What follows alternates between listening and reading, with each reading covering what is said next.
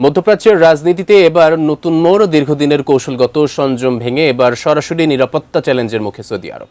ইরানপন্থী গোষ্ঠীর হামলা, ড্রোন আক্রমণ এবং পাল্টা সামরিক অভিযানে উত্তপ্ত হয়ে উঠেছে পুরো অঞ্চল। তেল স্থাপনা থেকে ভূ রাজনৈতিক হিসাব সব মিলে ইরানের এই সংঘাতে আরও কয়েকটি দেশ জড়িয়ে পড়ায় সর্বাত্মক যুদ্ধের আশঙ্কা দেখা দিয়েছে। কিন্তু কি ঘটছে সেখানে, বিস্তারিত জানাচ্ছেন সাদিয়া সিদ্দিকা। দীর্ঘ 5 মাস ধরে আঞ্চলিক সংঘাত এড়ানোর আপ্রাণ চেষ্টার পরও অবশেষে অবরুদ্ধ হয়ে পড়েছে সৌদি আরব। ইরান এবং ইরাক ও ইয়েমেনে থাকা তাদের প্রক্সি গোষ্ঠীগুলোর সমন্বিত আক্রমণের মুখে রিয়াদের দীর্ঘমেয়াদী সংযম নীতি ভেঙে পড়েছে।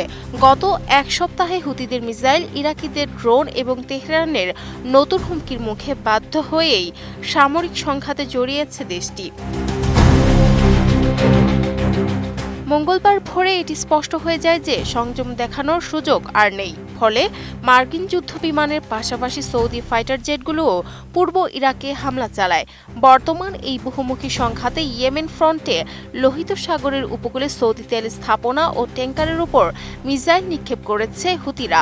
স্যাটেলাইট ইমেজ ও জিওলোকেটেড ভিডিওতে জাজানের একটি স্থাপনায় ব্যাপক ক্ষয়ক্ষতি দেখা গেছে। বার্তা সংস্থা রয়টার্সের এক প্রতিবেদনে এই তথ্য উঠে এসেছে। সঠিক প্যাড আর সঠিক তথ্য দিয়ে এসব সামলে নিব এক হয়ে। Mona Lisa sanitary napkin.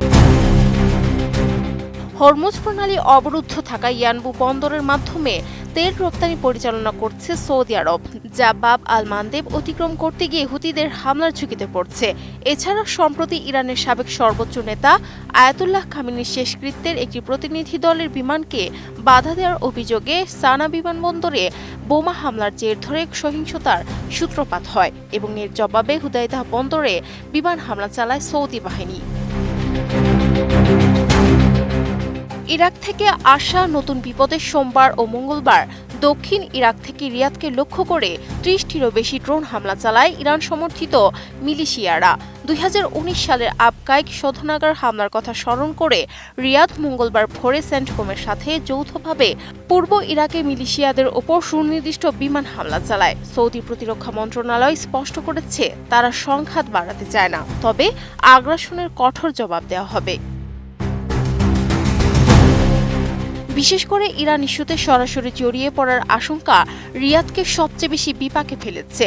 মার্চ ও এপ্রিলে শাহেদ ড্রোন আঘাত হানার পর এন্টি ড্রোন প্রযুক্তিতে বড় বিনিয়োগ এবং ইউক্রেনের প্রেসিডেন্ট ভলোদিমির জেলেনস্কির সাথে প্রতিরক্ষা প্রস্তাব নিয়ে আলোচনা হলেও তেহরানের সাথে সর্বাত্মক ও সরাসরি সংঘাতে জড়িয়ে পড়ার ঝুঁকি এখন চরম আকার ধারণ করেছে। আঞ্চলিক পরাশক্তি হিসেবে এককভাবে ইরানে আরও আক্রমণাত্মক রূপ এবং প্রক্সি যুদ্ধের বলয় পেরিয়ে সরাসরি সংঘাতের এই ক্রমবর্ধমান আশঙ্কা সৌদি নিরাপত্তাকে গভীর অনিশ্চয়তায় ফেলেছে। এই বহুমুখী ও সরাসরি ইরান সংকটের প্রভাব দেশের অর্থনীতিতেও আঘাত এনেছে। যুদ্ধের প্রভাব ও ব্যয় বাড়ায় 2018 সালের পর থেকে চলতি বছরের প্রথম 3 মাসে সবচেয়ে বড় ত্রৈমাসিক ঘাটতি রেকর্ড করেছে রিয়াদ। ফলে বহু মেগা প্রজেক্টের পরিধি কমিয়ে আনা হচ্ছে।